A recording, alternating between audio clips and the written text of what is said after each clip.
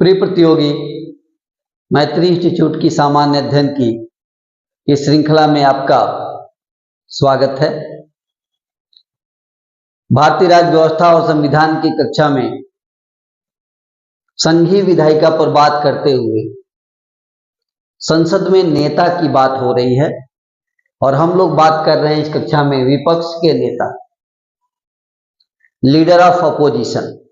विपक्ष के नेता, लीडर ऑफ अपोजिशन। तो विपक्ष के नेता की बात यहां पर हम लोग कर रहे हैं। जिस तरह से सदन में सरकार की तरफ से नेता होता है, उसी तरह सदन में विपक्ष का भी नेता होता है।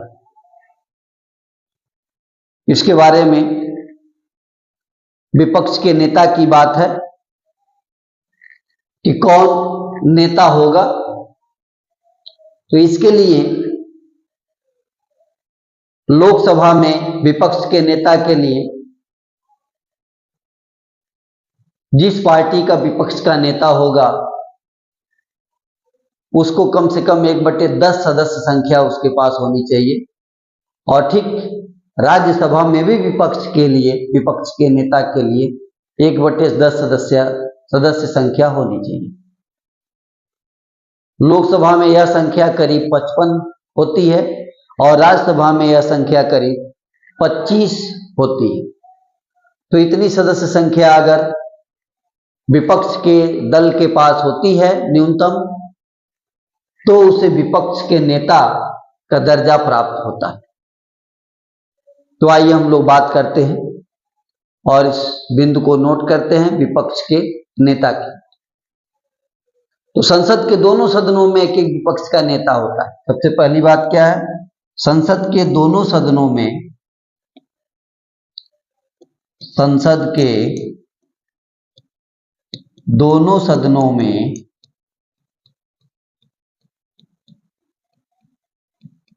विपक्ष का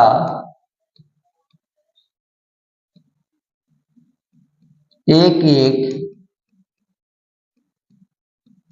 नेता होता है। दोनों सदनों में मतलब लोकसभा में भी और राज्यसभा में भी। विपक्ष के नेता का दर्जा प्राप्त करने के लिए, विपक्ष का नेता का दर्जा प्राप्त करने के लिए अभी बात हुई है, दर्जा प्राप्त करने के लिए क्या जरूरी है?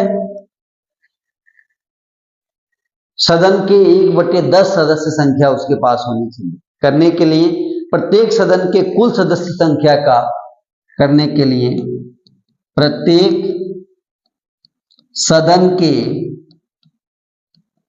कुल सदस्य संख्या का कुल सदस्य संख्या का 1/10 कितना होना चाहिए?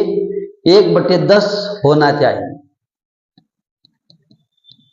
1/10 होना चाहिए, ये न्यूनतम होनी चाहिए। अतः विपक्ष के नेता के पास लोकसभा में कम से कम विपक्ष के नेता के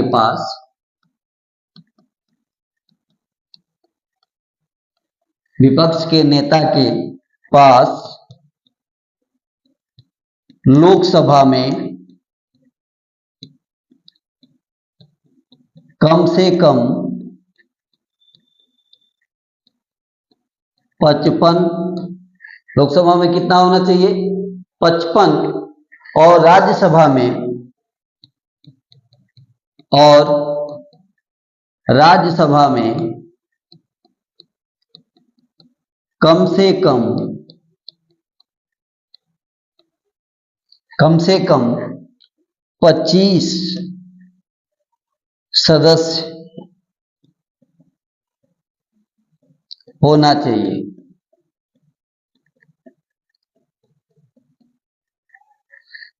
तो ये व्यवस्था है कि 1/10 सदस्य संख्या विपक्ष के नेता का स्टेटस प्राप्त करने के लिए होना चाहिए। अगर लोकसभा के विपक्ष के नेता का स्टेटस की बात करें तो लोकसभा में विपक्ष के नेता के लिए 55 सदस्य और राज्यसभा में विपक्ष के नेता के लिए 25 सदस्यों की आवश्यकता होती है। वर्तमान में लोकसभा में विपक्ष का नेता कौन है?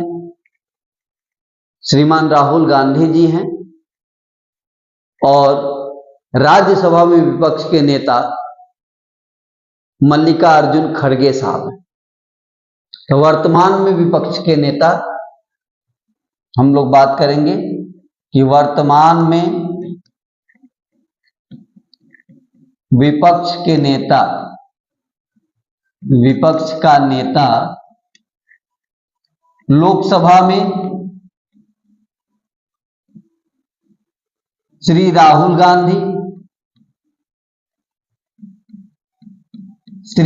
गांधी, और राज्यसभा में श्री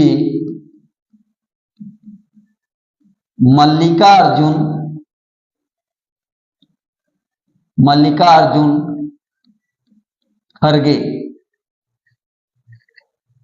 ये विपक्ष के नेता हैं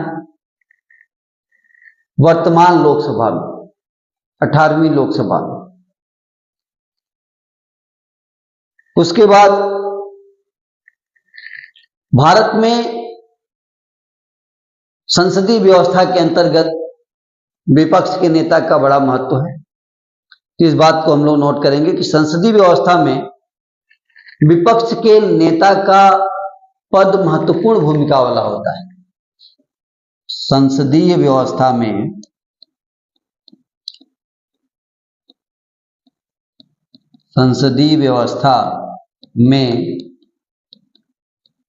विपक्ष के नेता का पद महत्वपूर्ण भूमिका वाला होता है। महत्वपूर्ण भूमिका वाला होता है।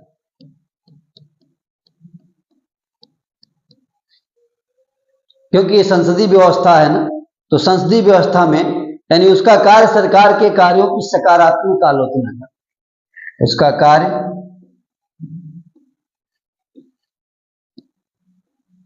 उसका कार्य सरकार के कार्यों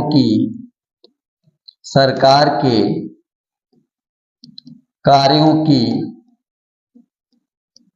सकारात्मक आलोचना करना। कैसी आलोचना करना?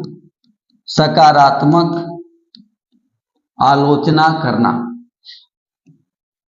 और क्या कार्य है इसका? एक तो सकारात्मक आलोचना करेगा, दूसरे वैकल्पिक सरकार की व्यवस्था करना, यानी हमेशा वो वैकल्पिक सरकार की व्यवस्था करने के लिए लगा रहेगा। तो इसमें एक है कि वैकल्पिक सरकार की व्यवस्था करना होता है एवं वैकल्पिक सरकार की व्यवस्था करना।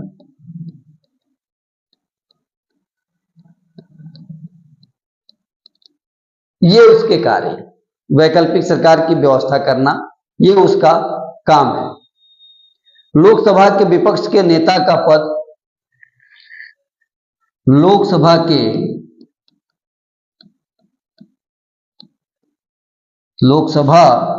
के विपक्ष का नेता का पद स्पीकर द्वारा दिया जाता है। किसके द्वारा दिया जाता है? स्पीकर द्वारा दिया जाता है। लोकसभा अध्यक्ष द्वारा दिया जाता है। तो लोकसभा अध्यक्ष द्वारा यह पद दिया जाता है। ये व्यवस्था भारतीय लोकतंत्र की सुंदर व्यवस्था में। तो क्या देखा कि लोकसभा के अध्यक्ष द्वारा, स्पीकर के द्वारा ही विपक्ष के नेता का पद दिया जाने का व्यवस्था है। थोड़ा सा इतिहास में चलना है तो 1977 में पहली बार विपक्ष के नेता के पद को अधिनियमित कर दिया गया। 1977 में क्या किया गया? विपक्ष के नेता के पद को विधि के रूप में स्थापित किया गया। तो 1977 में भारत में विपक्ष के नेता के पद को वर्ष 1977 में भारत में विपक्ष के नेता, विपक्ष का नेता के पद को सबसे पहले क्या किया गया कि विपक्षी नेता वेतन और भत्ता अधिनियम को, विपक्षी नेता वेतन और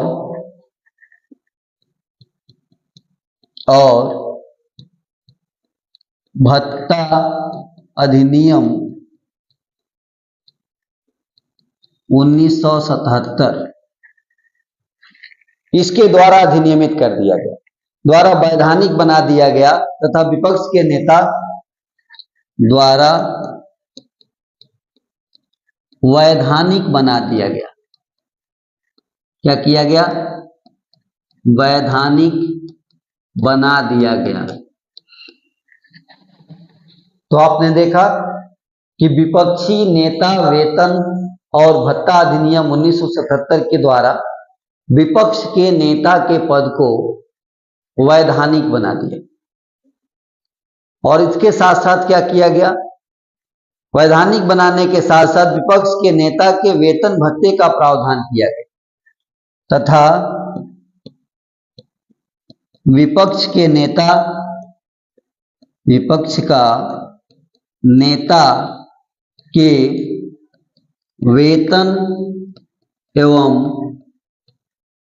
भत्ते का प्रावधान किया गया। तो इस प्रकार आपने देखा कि विपक्ष के नेता के पद को वैधानिक बनाया गया और नेता को वेतन भत्ते देने की भी व्यवस्था की गई।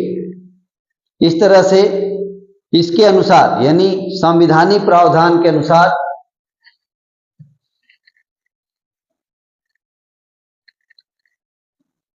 इस वैधानिक प्रावधान के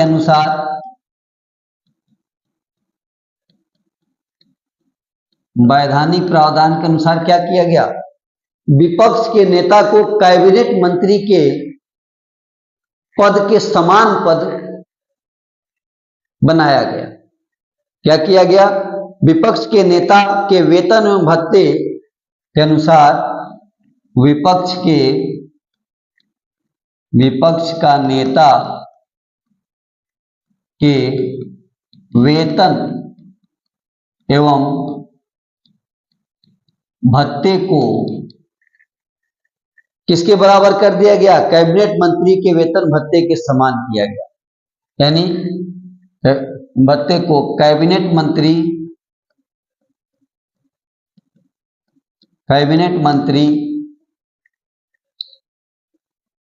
के वेतन एवं भत्ते के समान है। तो इस प्रावधान के अनुसार क्या? विपक्ष के नेता के वेतन भत्ते कैबिनेट मंत्री के वेतन भत्ते के समान है। 1969 में सबसे पहले विपक्ष के नेता का पद दिया गया था, उसके पहले ये प्रावधान संसदीय व्यवस्था में नहीं था। और राम सुभग सिंह लोकसभा के पहले विपक्ष के नेता बने। तो अगले बिंदु में हम लोग बात करेंगे कि वर्ष 1969 में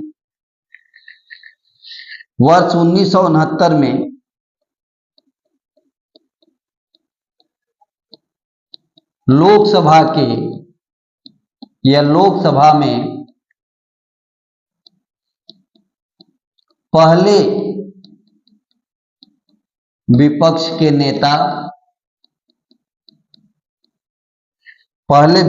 नेता कौन बने? नेता श्री राम सुभग सिंह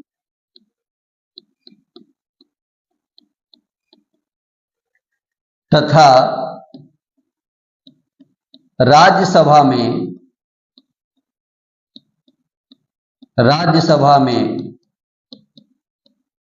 विपक्ष के पहले नेता ये बने श्याम नंदन मिश्रा।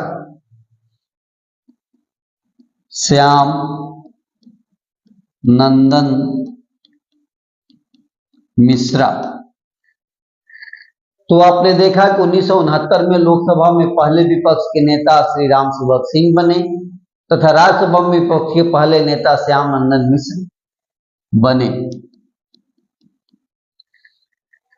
तो इस प्रकार ये व्यवस्था बनी, विपक्ष के नेता का पद बना। विपक्ष के नेता का महत्व क्या है? तो लोकपाल, मानवाधिकार आयोग, केंद्रीय सतर्कता आयोग, मुख्य सूचना आयोग, सूचना आयुक्त, इनकी नियुक्ति करने में लोकसभा में विपक्ष के नेता की सहमति आवश्यक है। इन सबकी नियुक्ति करने में किसकी नियुक्ति आवश्यक है? सहमति, विपक्ष के नेता की सहमति आवश्यक है। तो लोकपाल, मानवाधिकार आयोग, हम लोग उसको नोट करेंगे। लोकपाल, मानवाधिकार आयोग,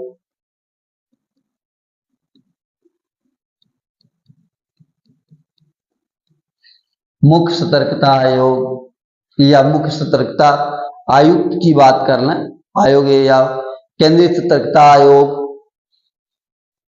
केंद्रीय सतर्कता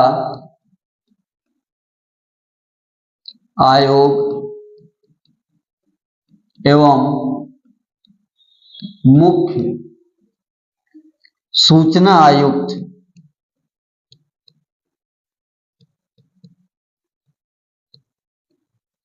की नियुक्ति में किसकी सहमति आवश्यक है? कि नियुक्ति में विपक्ष का नेता की सहमति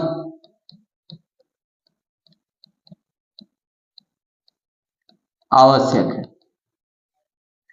तो जब तक विपक्ष के नेता की सहमति नहीं होगी तब तक इन पदों पर नियुक्तियां नहीं होगी। तो इस तरह से भारत में संसदीय व्यवस्था के अंतर्गत विपक्ष के नेता के पद का महत्व है। संसद के नियम और संविधि में इसका उल्लेख, ये फिर से संविधान में नहीं है, संसद के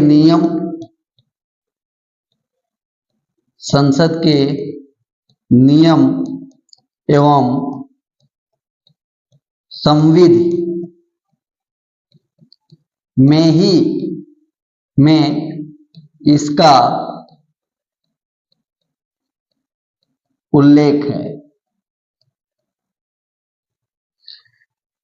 तो इस तरह से देखें और बात कर रहे हैं हम लोग विपक्ष के नेता, अपोजिशन लीडर की।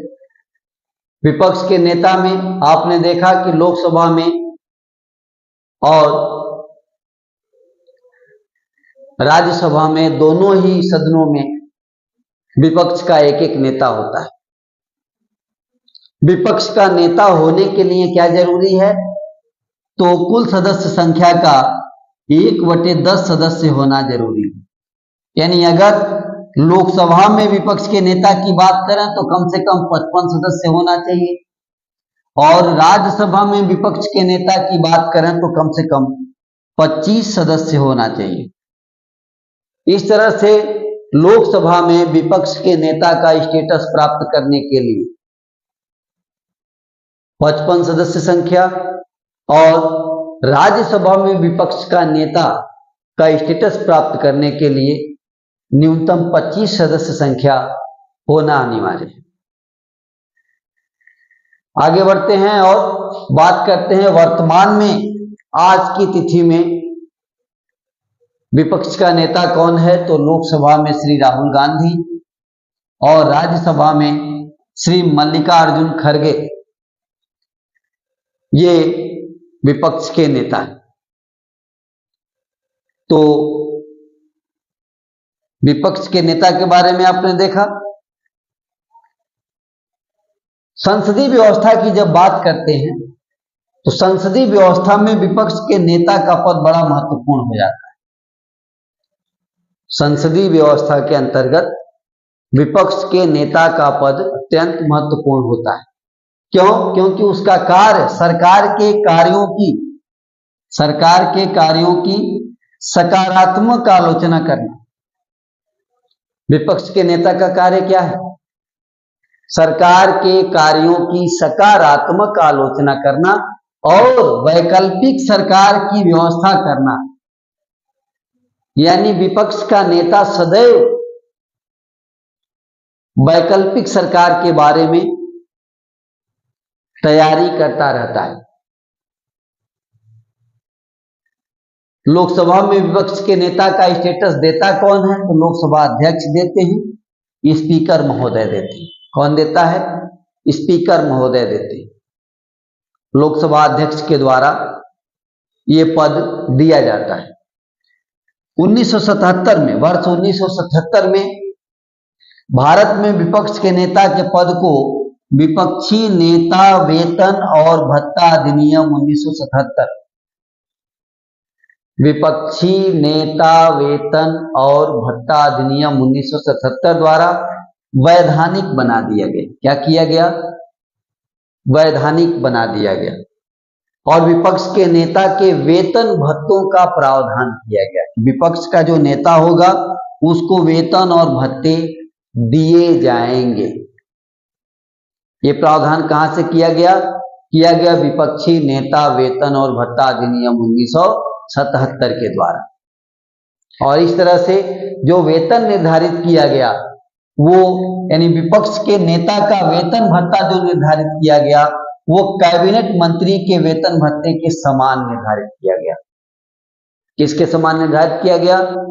कैबिनेट मंत्री के वेतन भत्ते के। इस तरह से विपक्ष का नेता भारत के संसदीय व्यवस्था में कैबिनेट मंत्री के समान पद धारण करता है।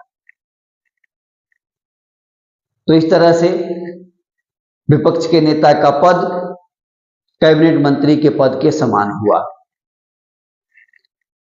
इसके अलावा 1969 में शुरुआत करते हैं कि पहली बार विपक्ष का नेता कौन बना। तो लोकसभा में पहली बार विपक्ष के नेता 1969 में बने श्री राम सुभग सिंह। कौन बने? राम सुभग सिंह बने। और उसी तरह राज्यसभा में विपक्ष के पहले नेता श्याम नंदन मिश्रा बनने। तो राम सुभग सिंह को पहला लोकसभा में पहले विपक्ष के नेता और श्याम नंदन मिश्रा को राज्यसभा में पहले विपक्ष के नेता का पद प्राप्त करने का गौरव प्राप्त हुआ। भारत में विपक्ष के नेता का पद कितना महत्वपूर्ण है उसके बारे में जानना है कि लोकपाल, मानवाधिकार आयोग, केंद्रीय सतर्कता आयोग, मुख्य सूचना आयुक्त, इन सबकी नियुक्ति में विपक्ष के नेता की सहमति आवश्यक है। इनकी नियुक्ति में किसकी सहमति आवश्यक है? विपक्ष के नेता की सहमति आवश्यक है। किन की नियुक्तियों में? लोकपाल की नियुक्ति में, मानवाधिकार आयोग की नियुक्ति में, केंद्रीय सतर्कता आयोग की नियुक्ति में, मुख्य सूचना आयुक्त की नियुक्ति में। तो इस तरह से विपक्ष के नेता का पद अत्यंत महत्वपूर्ण है और इसकी चर्चा, इसका उल्लेख कहाँ किया गया है? इसकी चर्चा और उल्लेख जो है संसद के नियम और संविधि, संसद के नियम और संविधि में इसकी चर्चा की गई है। तो आज की कक्षा में हम लोगों ने विपक्ष के नेता के बारे में जाना। धन्यवाद।